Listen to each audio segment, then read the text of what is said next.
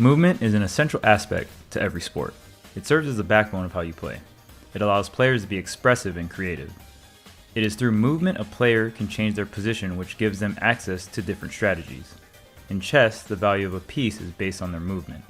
This emphasis on movement in sports and chess are also applicable to gaming. The more movement options you have, the more creativity is allowed, which makes for a lot of hype moments. Movement is the most important facet in Smash Bros. Welcome to the first part of the movement series, where we will be focusing on strategies surrounding dashing. Before we teach you anything about dashing, you have to know the purpose of it and what you are trying to achieve from it. This could be the difference between whiff punishing your opponent or dashing into a forward smash to lose the game. The center of the stage is the strongest place to be positioned. You are the farthest away from the side blast zones, and it takes more knockback to get your character off stage. Using movement to control the center stage should be priority. Repositioning with movement is a great way to set up whiff punish opportunities. The better you are at repositioning and then reacting to your opponent's position, the more often you'll hit them with whiff punishes. Oh my gosh! Because we use movement to get into attack range, it is important to understand how you can use that information to deceive your opponent. Getting into position and masking your intentions are essential components of purposeful movement. Every explosive in the world. Oh, he keeps baiting. Oh my. Dashing is the most common option in Ultimate. It is usually the quickest way to get from point A to point B. Dashing is a commitment. After dashing, it'll take some time before you can perform another dash. The only thing to cancel a dash completely is jumping. You can also shield after dashing, but it's character dependent on how fast your shield comes up. Because of this, it is very important to have purpose with every dash. With this in mind, dashing back is the safest dashing option. It can be a low risk, high reward option in neutral if your whiff punish game is strong enough. Even though dashing back is the safest option, it can only be done if you have enough stage control and space to dash back. Now let's get into options after dash. A very common option that a lot of lower level players do after dashing is another dash, but it has no purpose. What you want out of multiple dashes is to deceive your opponent into thinking that you're going to commit into an area, then reposition yourself. This is great for creating pressure situations and baiting commitments from your opponent that you can react to. A very underrated option after dashing is waiting or turning around. Especially after dashing back, you can turn around and see if your opponent committed and react accordingly. This option will also reinforce the purpose of repositioning and reacting. This is also great for staggering timings of your dash patterns to throw off your opponent. Dashing in a shield is strong depending on what out of shield options your character has. Characters with a fast up B, up smash, or aerials out of shield should fish for this option more because of the strength of the reward. Shield is generally safe, and if your character has a fast dash in the shield, you should take advantage of this option. With a dash shield, you'll also have access to spot dodge at any time, which is incredibly strong in Ultimate. Next, we have jumping after dashing. Since jumping can be performed at any point after dashing, this has a lot of room for creativity. It's a great option for whiffing grounded commitments with falling aerials, which usually have really big follow-ups. Or you can use your double jump to bait. Aerials in Ultimate have very low end lag, so setting yourself up in the air with dash is very strong. After a dash jump, you'll be at your max air drift speed. This helps a lot for creating cross-up openings with empty landings and aerials. Keep in mind when you double jump and hold a direction, you'll be at max air drift as well.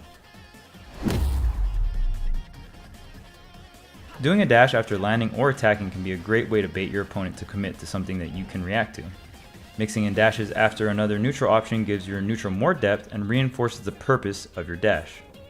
Attacks can be used as feints to mask your dashes so your opponent is lured into overextending. One of the main things you should be taking from this is not to be predictable. One of the hallmarks in fighting games is learning to mask strong strategies through timing and feints. Extending your dash distance with run is a great way to have more mix-up with your dash game. Make sure to avoid going into your skid animation when dashing the other way after a run. To do this, make sure you let your control stick return to the neutral position before going into the next dash. If you go into the next dash in the opposite direction too soon, you get a skid animation, which is very laggy. Another technique that is a little harder to do but creates shorter dash windows is stutter stepping. To do this, you must initiate a dash, then do another dash in the opposite direction within 4 frames of the first dash. This cancels the first dash into the second dash, but the second dash gets cut short. Most characters end up in the same spot after doing this, but the purpose of this is to give your opponent the visual of a dash without actually changing your position. This still operates as a normal dash, so you have all the options after dash available to you, which creates many opportunities for mix-ups. Pivot boosting is a very common dashing technique seen in competitive play. The most common thing used with pivot boosting is tilts, especially forward tilt because it is the easiest one to do. You can pivot boost other tilts depending on the character. You'll get different slide distances. Some characters get very little to no slide distance. To do a pivot boost, you must do a tilt in your skid animation, which you can only do after going into a run. After you initiate your dash, make sure you wait until your character goes into their run animation, then press the opposite direction on your control stick to get the skid, then go into the forward tilt with your C stick in the direction you are running. You can only do this if you have your C stick set to tilt attack. To do a pivot boost with up tilt or down tilt, you must do the same thing, but hit the correct angle on the C-stick so you don't do a turnaround up tilt or down tilt. You want to hit your C-stick slightly to the left or right of the up and down position in the direction you are running to keep your character facing in that direction. This technique is used to extend combos, tech chases, and your neutral range. Extended dashing is a technique that increases your dash distance but doesn't let you go into the run animation. If you try to run after doing an extended dash, you will walk instead, which is still strong because in walk you have access to every option. Walking is essentially a slower movement option, but less committal. Some characters' walks are better than others. To do an extended dash, you must input a C-stick command within the first 5 frames of dashing. With smash stick, you can only input down on the C-stick because you can do an up smash, forward smash, and dash attack during initial dash. With tilt stick, you can press up, down, or the opposite direction you dash because you can't do a down tilt, forward tilt, or up tilt during initial dash. If you press C-stick in the same direction you dashed, you will get a dash attack. If you press your C-stick input after 5 frames, you will get a buffered attack after the dash. With this technique, you can change your dash distance, which if used with your regular dash, can add even more mix-up to your movement game. The easiest way to improve your dash game is through practice. Try to go through movement drills in training mode to get consistent with what you want to do with your movement. Here are some movement drills you can start with. With time, you can make the drills harder. After you get comfortable with your dashing in training mode, you'll be able to apply it in your friendly matches. When trying to apply your movement drills in matches, your main objective is trying to work those movement drills into your gameplay more so than trying to win the game. Use your movement to pressure your opponent to give you opportunities to reposition and react with a punish.